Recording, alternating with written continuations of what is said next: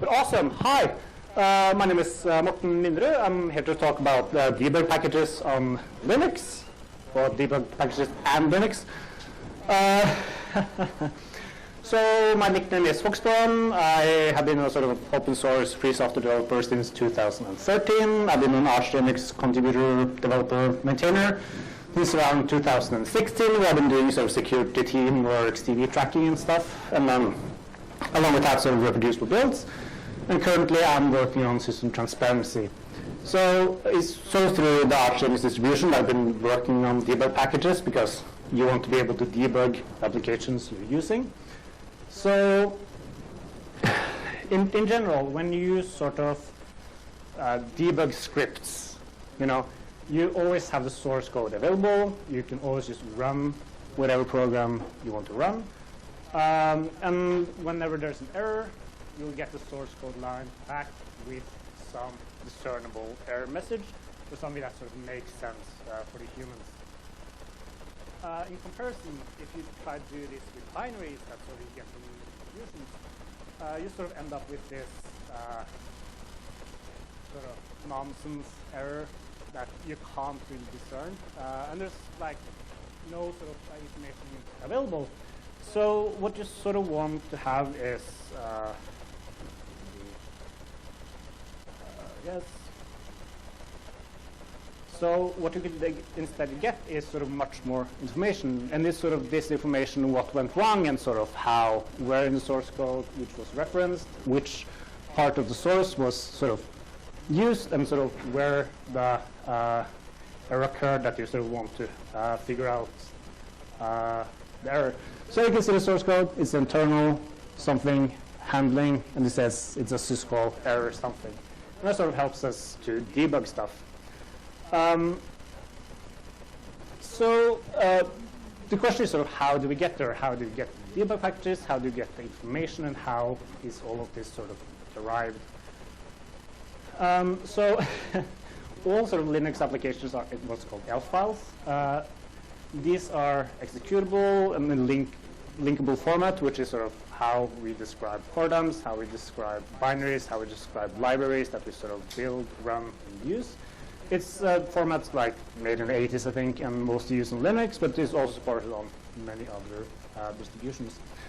This is mostly just sort of an assembly binary format, like the assembly code does not actually contain any like traces of function names or where the source code was located. It's just like a bunch of functions and jumps and moves and all of that stuff. So somebody had to come up with a format describing what this format should be. And well, we have the ELF format. So who hates elves? Dwarves. So you have sort of this dwarf format, which is also sort of an object format that sort of is similar to what an ELF file is. It's a binary format, so it sort of does not compress well at all. And sort of the version 1 of the format was like too large. Like, I don't know, you have a few megabytes of file and you have like a gigabyte of information attached to that file. That's nonsense. So version 2 is sort of what's mostly implemented these days in the Go compiler, in GCC, and all of that stuff. And it compresses well, or better, but not great. So what you sort of still get is these size issues. So we have the package manager Pacman. A build binary is like 368 kilobytes. That's nice, it's not too large. But if you strip away the debug information, you have almost half the size of the entire binary. And Pacman is a lean binary, so like the ratio of like 50-50 is like sensible in some way. You have another example, which is KiCad, which somehow managed to embed half the world of information. So an unstripped zone name is like half gigabytes. And then you strip the debug information away, and you are left with 33 megabytes of executable code. And who wants all the disk space sort of just sitting around with like, yeah, that one time this application is crashing, that's when you will use like 80% of the binary. The rest of it is just, I don't know, taking up valuable disk space or something. So preferably, like, we want to separate these concerns. We don't want the sort of executable code and debug code sort of shipped in the same package. We want them as separate packages. We want them sort of to be able to grab these packages when you want them and not have to care about them if we don't have them. Yes, so they're very large. So what we sort of end up with is sort of these detached debug symbol packages. And these are mostly just sort of linkable files, which has some structure that the debugger is capable of discerning. So every sort of binary that we have has this build ID embedded into them. And this build ID should be preferably unique for build of the file. It should not sort of be duplicated. And there's sort of some like content checksum of the binary. And this is capable of, should be capable of like uniquely identifying the binary that's used on your system. And we can sort of use this to sort of as an index of binaries. So when we do these sort of detached debug symbols, we make a path on the system, and then we stuff the debug information from the Pacman binary into that debug file. And if we package this up and only deliver it to the system when we need to debug it, then we're sort of able of being able to not have to carry around that information that much. But this is only symbols, and symbols are mostly just sort of function names, sort of what function was called, in which zone name or library it sits in and stuff. And it's not like super usable, like you saw the C standard backtrace stuff you saw, like there's just a bunch of symbols, and like function names to you doesn't necessarily imply that you understand what's going on. Something is unenrolled through like, I don't know, compile optimizations, you lose sometimes function names and stuff. So you also want to have the source listing of the binaries as well. And the way this is sort of done is that in this dwarf information, we embed sort of these paths to the build binary. So in this project, you see I have the query.c file, which is attached to the build Pacman file. And if I were to deliver this Pacman binary to somebody else than me, and they would try to debug this application, the debugger would go try to look up the file and go like, oh, this person does not have a user named Fox. That doesn't make any sense. So we need some way for us to rewrite this entire path. And that's sort of done through something called debug edit, which is used by or developed by sort of the RPM ecosystem. We originally did sort of the Pacman package manager, which is used from Arch. Originally didn't want to depend on debug edit because it was still sort of coupled to the RPM package manager. And having the RPM package manager as a dependency of your package manager doesn't really make that much sense. So we did not really use it. We used like I don't know, 6 lines of an awk script instead, which was terrible and only worked on C code. So we sort of now, because of this project was separated out of the RPM ecosystem, we're capable of sort of reusing this binary instead of our own sort of super shabby scripts instead. So the way this could be done is that we have sort of the base directory, which is currently just like the current working directory. And we just said we want to rewrite this path to this sort of standardized location. And then we can list all the files and sort of the files that we will have in this binary. And we can sort of package up all of those. But we will also rewrite all the paths in this debug header. So if we go and ask GDB again, we'll see that you have this somewhat weird standardized path to the binary. And if we provide the source code to this standardized location, then everybody can sort of look up this source code locally. This works, it's fine. It's a little bit wonky, like you see the relative path. Even though it should resolve to like, I don't know, 602 source, you still have to keep the build thing because, I don't know, GDB is weird. And this sort of actually, funny enough, actually sort of works. It's what currently a lot of Linux distribution is doing with debug packages. Ubuntu does not do this yet because then package manager is old and a bit sort of technical depth. But sort of the RPM ecosystem and currently Pacman is like the two main package managers who's also capable of rewriting the paths of binaries and sort of also making them as part of the debug packages. So now we sort of have sort of somewhat of an overview how we want to have the sort of how we can stuff all of this information to some directories which are not connected to these binaries. And we can sort of down package this up, deliver them to people's systems, rewrite it, and then you can sort of have a universal way of being able to debug applications. But you still sort of have to download huge debug packages, and these can be gigabytes of size, like Qt, Chromium. They have gigabytes of debug packages. And what if you only want like some parts of the symbols, like you just need a few symbol files instead of the whole shebang?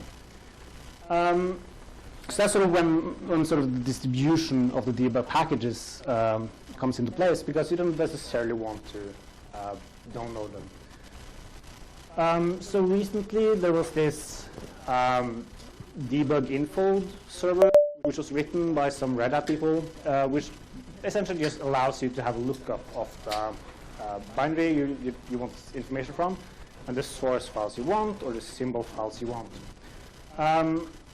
This allows us to sort of distribute these debug packages in a sort of uniform central way, instead of you having to download or know what the package name is or how to fetch them. You can just open GDB, open whatever. And that's sort of interesting because that's what I already did here. It's all of this information here is not actually on the file system itself. It's just fetched through HTTP and then downloaded. And that's also sort of what I sort of wound up doing with, this is sort of was implemented in GDB, debugger, but I don't know C. Like, I have no clues how C works. So I wanted the same functionality on another programming language I like, which is Go. So what I effectively wound up doing is implementing the same functionality that GDB has in the Go debugger, because that's what you do when you have sort of too much time. So in a very confusing way now, we're going to start a debug server for the debugger, which is a Go debugger. We're going to crash this thing. And now we've instructed the Go compiler to, I don't know, it just dumps everything as a panic, and it dumps this as a normal fault on the system. And just sort of uses normal standardized crash handlers that Linux has.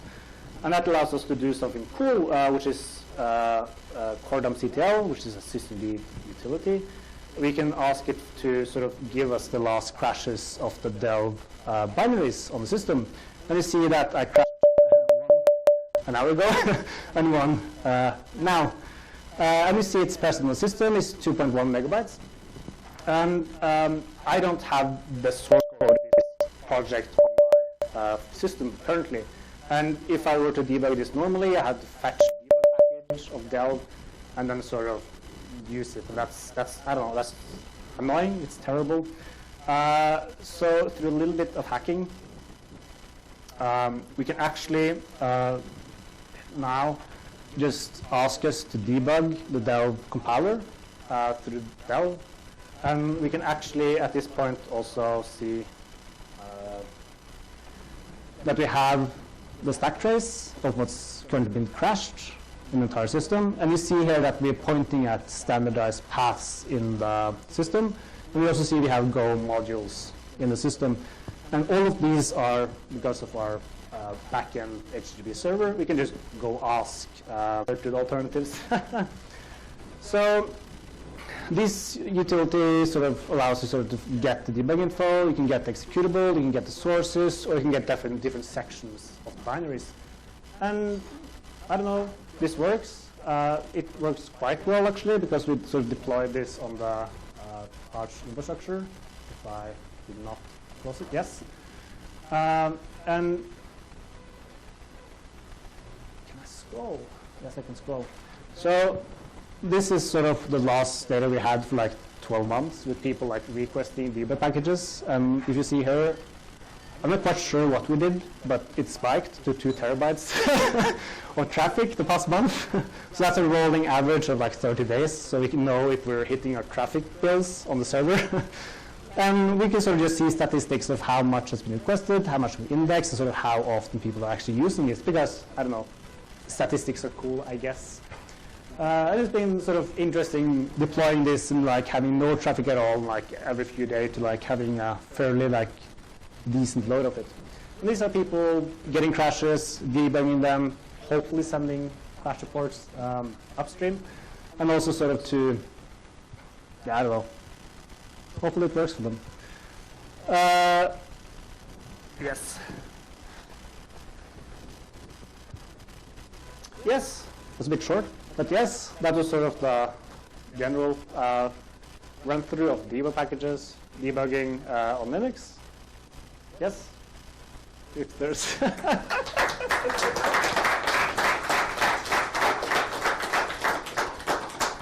if there's any questions, I can actually not see. Yes? Do you think there's going to be adoption of this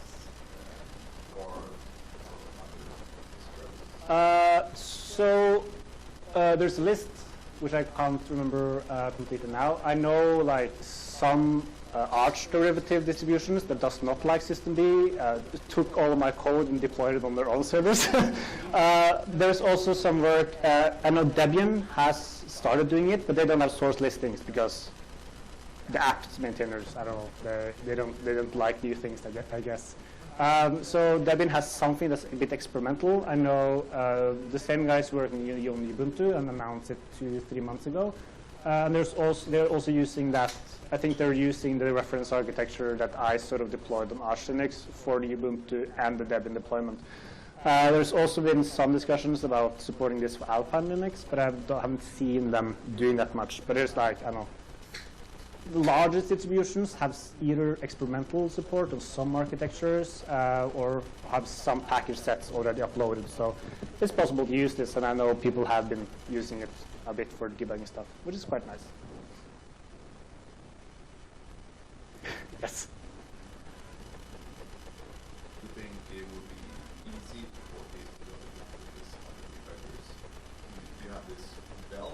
Yes. Bell has this, GDB has this. Yes. So there's a list. So the main issue, I think, is, so for instance, Rust is capable of using GDB normally, so you don't have to rely on sort of an external debugger to use it. You can just use GDB, which is quite nice. Go is weird because it has its own runtime and Go routines and all that stuff, so having your own sort of domain-specific debugger helps a lot to just make sense of stuff, because GDB doesn't necessarily understand what a Go routine is.